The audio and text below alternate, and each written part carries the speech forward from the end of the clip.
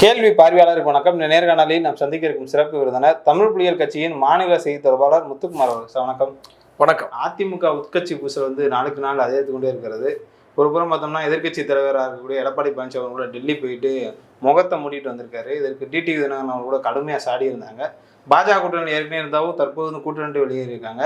செங்கோட்டையன் அதிமுக ஒருங்கிணைக்குன்னு சொல்லியிருக்காங்க. ஓபிஎஸ் அணி ஒரு புறம் தன்னிச்சையாக செயல்பட்டு கொண்டிருக்கிறது. இந்த சம்பவத்தை நீங்கள் எப்படிசா பார்க்குறீங்க? அதாவது அதிமுக தற்போது அமித்ஷா திமுகவாக மாறிடுச்சு. அது அமித்ஷா முன்னேற்ற கழகமாக மாறிடுச்சு, எப்பயோ மாறிடுச்சு. அமித்ஷாவுடைய முன்னேற்ற கழகம் தான்ன்றது தான் வெளிப்படையாகவே நடக்கக்கூடிய சம்பவங்கள் சாமானிய மக்களும் புரிந்து கொள்ளக்கூடிய அளவுக்கு தான் இன்றைக்கி அதிமுக இருக்கக்கூடிய பல தலைவர்கள், குறிப்பாக பார்த்திங்கன்னா அமைச்சர்கள், முன்னாள் அமைச்சர்கள், இப்போ சமீபத்தில் டிடிவி தினகரன்லேருந்து எல்லாருமே அவருடைய அந்த உரையாடல்களே நம்ம தெரிஞ்சுக்கலாம். இவர்களெல்லாம் ஒருங்கிணைக்கிறதுக்கு அமித்ஷா முயற்சி செஞ்சுருக்காரு. அந்த முயற்சி தோல்வி அடைந்ததுன்றதை வெளிப்படையாகவே டிடிவி தினகரன் இன்றைக்கி ஊடகங்கள் முன்னாடி சொல்கிறார். அதே மாதிரி நாங்கள் ரொம்ப நாளாக காத்து கிடந்தோம், எங்களெல்லாம் ஒருங்கிணைக்கிறேன்னு சொன்னார், அமித்ஷா சொன்னார், எங்களெல்லாம் ஒருங்கிணைக்கிறேன்னு சொன்னார். ஆனால் அவருடைய முயற்சி தோல்வியில் முடிந்து விட்டது அப்படின்னு டிடிவி தினகரனும் ஓபிஎஸும் இன்றைக்கி வெளிப்படையாக சொல்கிறாங்க. சசிகலா பாவம் எப்பயும் போல எதையாவது ஊடகங்களில் பாட்டு உளறிக்கிட்டு எதாவது ஒன்று உளருது பாவம். என்ன உளருன்னு தெரியல. தீய சக்தி திமுக, தீய சக்தி திமுக, தீய சக்தி திமுக, எம்ஜிஆர் காலத்து பேச்சு. ஆமாம், இதை தவிர்த்து வேறு அந்த அம்மாவுக்கு ஒன்றும் தெரியல.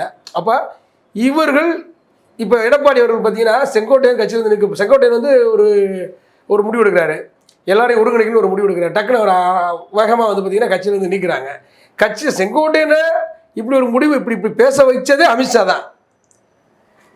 ஓபிஎஸ் அமைதியாக இருக்க சொல்கிறதும் அமித்ஷா தான். டிடிவி தினகரன் அமைதியாக இருக்க சொல்கிறதும் அமித்ஷா தான். இப்படி எல்லோரையும் அமைதியாக இருங்க, நாங்கள் எப்படியும் அவங்களை ஒருங்கிணைக்கிறோம்னு சொன்னது அமித்ஷா தான் அப்படிங்கிறது இவர்களுடைய பேச்சிலேயே மக்கள் தெளிவாக புரிஞ்சுக்கிறாங்க. இதுக்கிடையில் பார்த்தீங்கன்னா செங்கோட்டையன் நீக்கத்துக்கு பிறகு செங்கோட்டையன் போய் ஹரித்வார் போகிறேன், ராமரை சந்திக்க போகிறேன்னு சொல்லி போகிறாரு.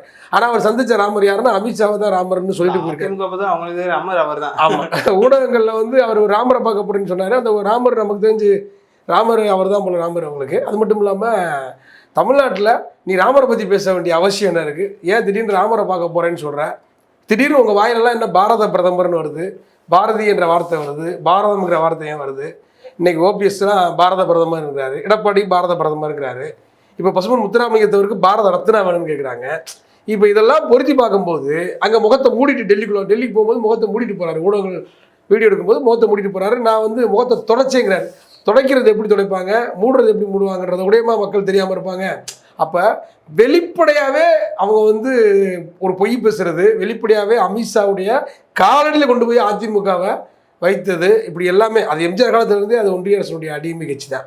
என்னை பொறுத்தளவுக்கு ஏதோ இப்போ தான் எடப்பாடி போன பிறகு அவர் என்ன சொல்கிறாருன்னா, அது எனக்கு எதார்த்தமாக வேர்த்துச்சு, நான் துடைக்கிறேன், இதை கூட ஒரு பெருசாக்குவீங்க, ஊடகம் அழிய போயிருக்கீங்கன்னு கேட்குறாருல. இல்லை அப்படி இல்லை. ஊடகம் அப்படின்னா நீங்கள் அமித்ஷா வீட்டு வாசல்லே பேட்டி கொடுத்துருக்கீங்க தானே. நீங்கள் தொடக்கல மூடி முகத்தை மாறிக்கலாம். அமித்ஷா வீட்டு வாசல்லையே அமித்ஷா சந்திச்சு பத்திரிகையாளரை சந்திக்க வேண்டியதானே, மக்களை சந்திக்க வேண்டியதானே, அதானே சரியாக இருக்கும். அப்போ நீங்கள் நீங்கள் மூடிட்டு தான் போனீங்கன்னு ஊடகம் சொல்லுது, நீங்கள் தொடச்சேன்றீங்க. இன்னொன்று உங்கள் பேச்சுக்களில் எல்லாமே மக்கள் கவனிச்சுட்டு தான் இருக்காங்க, வெளிப்படையாக கவனிச்சுட்டு இருக்காங்க. அமித்ஷா செங்கோட்டையன் நீக்கிறதுக்கு பிறகு அமித்ஷா என்ன சொல்லி மிரட்டிருக்கிறாரு? முழுக்க மிரட்டல் தான் நடக்குது. ஒரு புறம் சசிகலா டிடிவி தினகரனை அந்த ஒரு வழக்கில் சுயேஸ் வழக்கில் டிடிவி தினகரன் சிறைக்கு போனார், டெல்லி திகார சிறையில் இருந்தார். அந்த வழக்கை சொல்லி டிடிவி தினகரன் மிரட்டப்படுகிறார். ஓபிஎஸ்க்கு பதவி தர சொல்லி இவர் மிரட்டப்படுகிறார். சசிகலாவுக்கு சொத்துக்களை அபகரிச்சிருவோம், சொத்துக்களை அமலாக்கத்துறை அனுப்பிடுன்ற சொல்லி மிரட்டப்படுறாரு. அதே தான் எடப்பாடிக்கும். கட்சியை பிடுங்கி ஓபிஎஸ்டியோ அல்லது வேறு யார்ட்டையோ செக்ரட்டரியோ யார்ட்டையோ ஒப்பட சொல்லுவோம், எச்சரிக்கையாரு, உங்க கூட இருக்கிற கூட எங்கள் கூட தான் இருக்கா அப்படின்ற மாதிரி வெளிப்படையாகவே இன்றைக்கி அமித்ஷா பேசி மிரட்டி எல்லா வேலையும் நடந்துக்கிட்டு இருக்குது. அப்போ தமிழ்நாட்டுக்கு இப்படி ஒரு மானங்கட்ட தலைவர்கள் தேவையா அப்படிங்கிறத தமிழ்நாட்டு மக்கள் சிந்திக்க வேண்டிய ஒரு தருணம் இது. இப்போ சில பேர் திமுகவுக்கு எதிர்கட்சியை அதிமுக இருக்கணும், அதனால் எதிர்கட்சின்னு ஒன்று வேணும், அதிமுக அழிஞ்சிடக்கூடாதுன்றாங்க. அதிமுக அழிகிறது இல்லை, அதிமுக பாஜகவோடு கரைஞ்சிக்கிட்டு இருக்கு. பாஜகவை அதிமுக மாறிக்கிட்டு இருக்கும்போது நிச்சயமாக அது அழிக்கப்படணும், அது ஒழிக்கப்படணும், தமிழ்நாட்டிலிருந்து அகற்றப்படணும். இந்த விஷச்செடி பாஜக அப்படின்ற முகமூடியை போட்டு வருதுன்னா அவர் என்ன சொல்கிறாரு, டிடிவி இன்னொரு முகமூடின்னு சொல்கிறாரு. நம்ம என்ன சொல்கிறோம்னா இது பாஜக முகமூடி போட்டு வருது. பாஜக முகமூடி போட்டு தான் அமித்ஷா இவர் எடப்பாடியும் டிடிவி தினகரனும் ஓபிஎஸும் எல்லாருமே வர்றாங்க. அப்போ இந்த பாஜக முழுக்க முடி தமிழ்நாட்டுக்கு தேவையா அப்படிங்கிறத நம்ம கவனிக்க வேண்டிய விஷயம். விடுதலை சிறுத்தை கட்சி தலைவர் உள்ளிட்ட பல தலைவர்கள் அதிமுக போன்ற எதிர்க்கட்சி இருக்கணும்னு ஆசைப்படுறாங்க. அப்படி இருக்க வேண்டிய அவசியம் இல்லை. யாருனாலும் இருந்துட்டு போகிறாங்க. அது விஜயா இருந்துட்டு போகட்டும், அல்லது கம்யூனிஸ்டுகள் இருந்துட்டு போகட்டும், அல்லது சீமான் கூட இருந்துட்டு போகட்டும், பாஜகவே கூட எதிர்கட்சியாக இருக்கட்டும், துரோகம் செய்யக்கூடியவர்கள் இருக்கக்கூடாது. பாஜகவை கூட தமிழ்நாட்டுக்கு எதிராக நேருக்கு நேரம் மோதுவோம். பாஜகவை தமிழ்நாட்டு மக்கள் நேருக்கு நேரம் மோதி வீழ்த்துவார்கள். பாஜக அதிமுகவுக்கு பின்னாடி தொத்தி கொண்டு வருவது அதிமுக அப்படின்னு நினைச்சு மக்கள் ஏமாந்துடக்கூடாது. இல்லை, அது ஒரு திராவிட கட்சி தானே, திராவிட பாரம்பரிய. இல்லை, திராவிட கட்சின்றது எம்ஜிஆர் இருக்கும்போதே கிடையாதுங்க. அது ஒரு தவறான தகவலை பரப்பிட்டு இருக்காங்க. ஜெயலலிதா வந்து பார்த்தீங்கன்னா மதம் மாற்றம் தடை சட்டம் கொண்டு வந்தாங்க, ஆடு கோழி பலியிடுதல் தடை சட்டம் கொண்டு வந்தாங்க. ஒரு திராவிட இயக்க தலைவர்கள் இதெல்லாம் செய்ய மாட்டாங்க. அதே மாதிரி பொருளாதார அடிப்படையில் இடஒதுக்கீடு விஷயத்தை வந்து எம்ஜிஆர் ஆதரிச்சிருக்காரு, செயல்படுத்தியிருக்காரு. அதனால் அவர் தோல்வியை சந்திச்சிருக்காரு. அதனால் வந்து திராவிட இயக்கங்களுக்கு இப்படி சிந்தனைகள் வராது. திராவிட இயக்க தலைவர்களுக்கு இப்படிப்பட்ட மனநிலை வராது. இன்னைக்கு எடப்பாடியை வந்து திராவிட இயக்க தலைவர்னு சொன்னால் யார் நம்புறது? அமித்ஷாவுடைய காலடியில் கிடக்கிறாரு, மோடியுடைய காலடியில் கிடக்கிறாரு.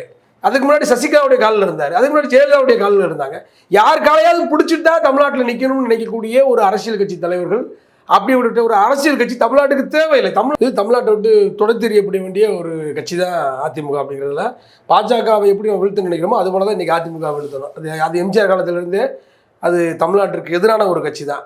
ஆனால் அன்னைக்கு தமிழ்நாட்டு மக்களிடம் ஒரு அரசியல் விழிப்புணர்வு குறைவாக இருந்த காரணத்தினால எம்ஜிஆர் முதலமைச்சர் ஆகிட்டார்.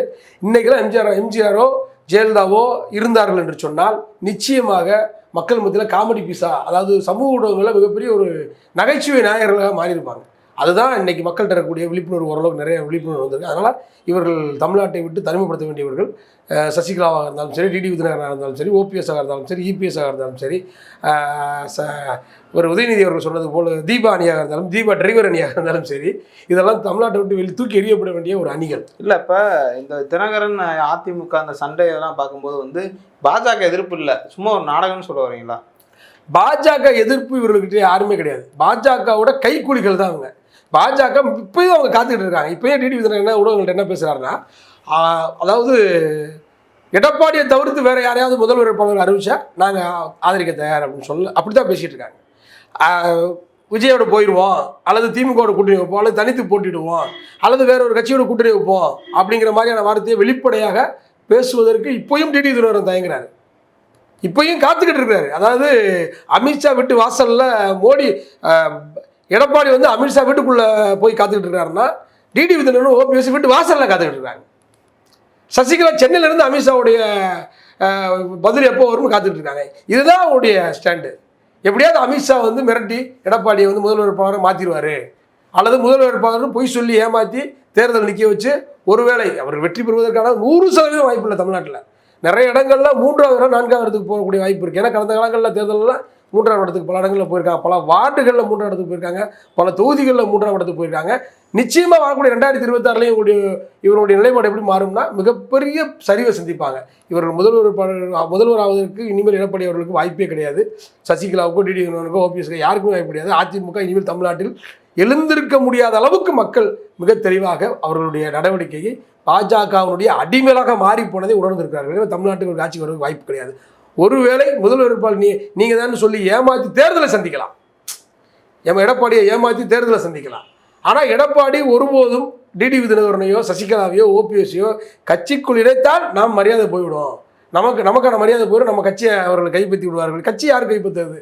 இங்கே ஆட்சியெல்லாம் முக்கியம் இல்லை. கட்சிக்குள்ளே அதிமுகன்ற கட்சி யார் கைப்பற்றி நிற்கிறது, யார் பொதுச்செயலாளர் இருக்கிறது தான் அவங்களுக்குள்ள போட்டி. அவருக்கு அந்த மொத்தம் வெற்றி தோல்வியை பற்றி எடப்பாடிக்கு கவலை கிடையாது, யாருக்கும் கவலை கிடையாது, டிடி விதிநகருக்கு கவலை கிடையாது, ஓபிஎஸ்க்கு கவலை கிடையாது.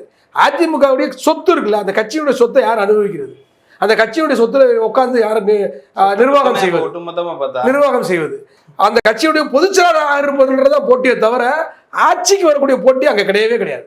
அவங்களுக்கு தெரியும், நல்லா தெரியும். ஆட்சிக்கு தமிழ்நாட்டில் இனிமேல் அதிமுக ஆட்சிக்கு வராதுன்றது அவங்களுக்கு நல்லாவே தெரியும்.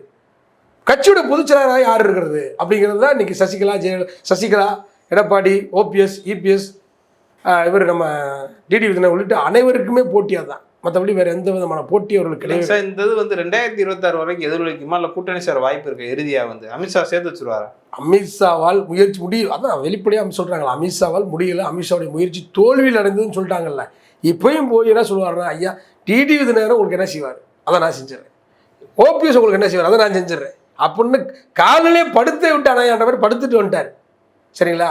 அதனால் அவர்களால் என்ன ஓட்டை வாங்கி தர முடியுமோ அந்த ஓட்டை நான் என்னால் வாங்கி தர முடியும், அதுக்கான முயற்சி நான் எப்படி எடுக்கணுமோ எடுத்துக்கிறேன், வச்சுக்கிறேன், நீங்கள் எனக்கு ஆலோசனை சொல்லுங்கன்னு அவர் வேறு விதமாக படுத்துட்டார். அவ்வளோதான்.